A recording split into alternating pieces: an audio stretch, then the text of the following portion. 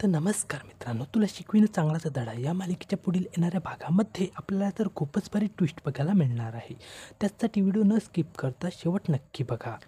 तर मित्रांनो, एकीकडे अक्षराचा प्लॅन झाला मात्र अगदी सक्सेस, परंतु दुसरीकडे भुवनेश्वरला दिसले संकटात. अधिपती झाला भुवनेश्वरीच्या विरोधात. कारण आता या भुवनेश्वरला असं वाटत असतं की अक्षरा किंवा चरवाल सरांचा डाव कदाचित या भुवनेश्वरला माहिती नाही पडले तर या भुवनेश्वरीची होणार या घरातून हकालपट्टी. त्याच्यामुळे ही भुवनेश्वरी तो डाव समजण्याकरता मार्गावर लागलेली असते. कारण एकीकडे अक्षरा व अधिपती प्रेमाच्या नात्यात पडलेले असतात, परंतु त्या दोघांचा तो नातं बघून या भुवनेश्वरीचे अगदी जळून खाक होत असते. कदाचित या भुवनेश्वरला एकच प्रश्न आड येत असतो. काही दिवसापूर्वी माझा अधिपती मला एक क्षणही सोडून राहत नव्हता, परंतु आता अधिपतीला माझी काहीच फिकर नाही. जरूर या मास्तरीबाईंनी अधिपतीला प्रेमाचा धडा शिकविला. पण मित्रांनो, ही भुवनेश्वरी कदाचित मागं सरकायला तयार नसते आणि अगदी थट्ट उभं राहून बोलत असते, या मास्तरीबाईला कशा प्रकारे डाव खेळायचे आहे तो मात्र खेळू द्या, कारण कोणत्याही बाबतीत ती बाजी मीच मारणार. अगदी या भुवनेश्वरीला असं वाटत असतं.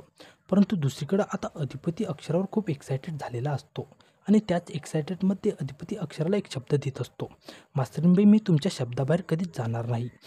पण मित्रांनो, त्याचवेळी अक्षराच्या मनात मात्र प्रश्न पडत असतात, भुवनेश्वरी मॅडम मी जिंकले तुमच्यापासून, कारण तुम्ही ज्या अधिपतीच्या मनात तुमचं विष फैलवलेलं होतं मात्र तोच विष मी अधिपतीला शिक्षण देऊन काढत आहे. परंतु त्याचवेळी अधिपती अक्षराला बोलत असतो, मास्तरीबाई असं अचानक काय झाले तुम्हाला. पण अक्षरा तिथं न बोलता मात्र आपल्या वाटेला लागून जाते. परंतु एकीकडे चरवाल सरांना फार मोठी भीती वाटत असतं, कारण ही भुवनेश्वरी कसाही डाव अगदी चालाकीने जिंकत असते. त्याच्यामुळे चरवाल सर अगदी घाबरलेले असतात. पण त्याचवेळी त्या ठिकाणी चरवाल सरांना संकटात बघून अक्षरा बोलत असते, सर तुम्ही आता का टेन्शन करत आहे, कारण आता ती बाजी आपण दोघंच जिंकणार आहोत. पण तेव्हाच मात्र चरवाल सर अक्षराला बोलत असतात, बाळा आता तू आहेस ना माझ्यासोबत, तर ती बाजी आपणच मारू. पण मित्रांनो, प्रश्न आहे या भुवनेश्वरीचा, ही भुवनेश्वरी कसला ब्रह्मास्त्र वापरली हा डाव जिंकायला, ते मात्र आम्हाला कमेंटद्वारे नक्की कळवा.